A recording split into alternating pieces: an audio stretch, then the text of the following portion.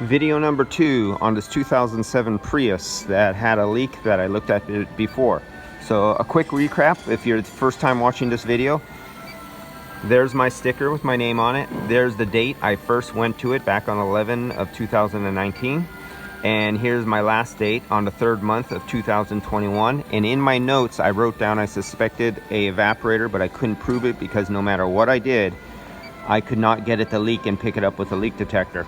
Told them, go out, enjoy your AC, and drive it until it's on. And hopefully with the UV dye, we'd find it. But the UV dye did not leak enough that it dripped down on the bottom of the evaporator pan and then leak out with the water in the drip tube, and it would leave a stain in the hose where the hose comes out. Down in here at the bottom part, you would see a UV dye stain when you shine a light on it. So that did not happen. So in the first video, I explained that this was completely empty and I just filled it up, or I didn't fill it up. I had a little bit of remnants of gas left in this tank. So I just put it in and it comes up to 27 PSI. So right now we only have 27 PSI of vapor refrigerant in the system. So let's see if that's enough to easily find a leak. So here we go.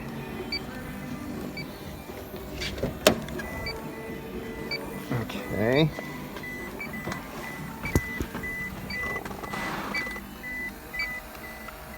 There we go.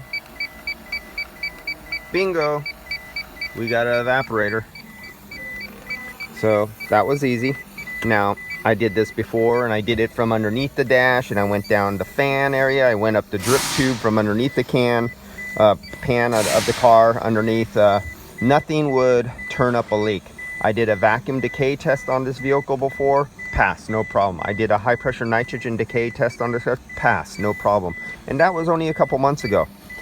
So that's how much things can change.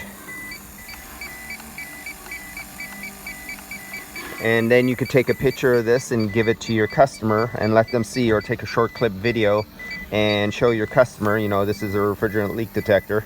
And your customer can actually hear and see the visual evidence that there's refrigerant puffing out of his dash. And there's only one component under there, and these Priuses are notorious for one really common thing, unfortunately, at this age: evaporators.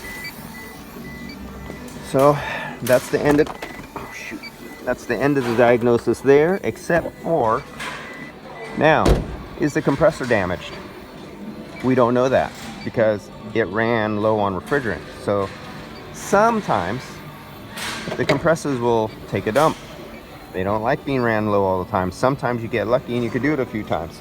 It's just a gamble. It's a crapshoot. You know, some guys get lucky and some guys not.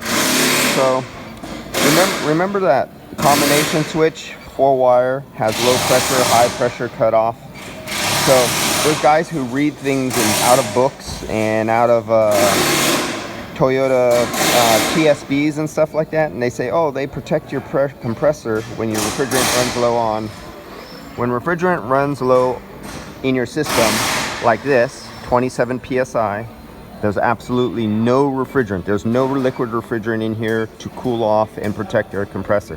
So let's start this up and see if that infamous, wonderful low pressure switch actually protects the compressor from burning up. Oh, the joys of reading, being a couch potato engineer, I call them, keyboard warriors, or YouTube professors.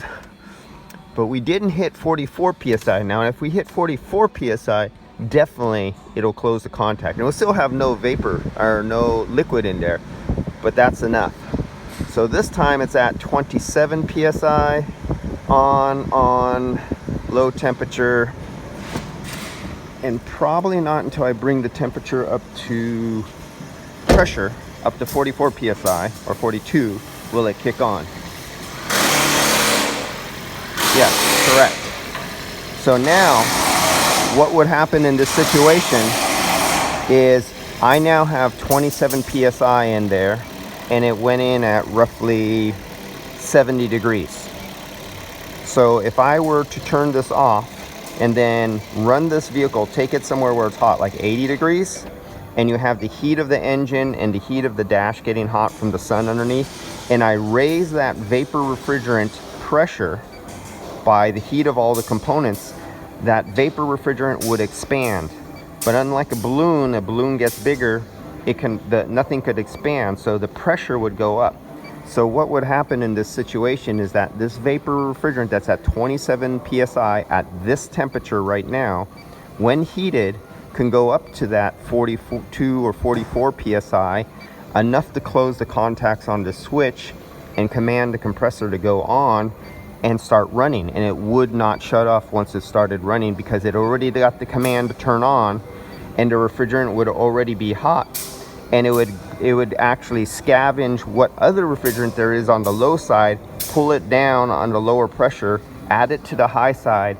Compression and friction would raise its temperature and even make it higher than the 40 some psi that is required to close the contacts on this, you'll say, low pressure switch, combo switch, and just keep the compressor running with no lubricant coming back to it and no cooling coming back to it.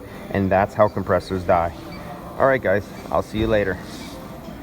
Thumbs up to the Couch Potato Engineer, Keyboard Warriors, and YouTube professors. All right, see ya.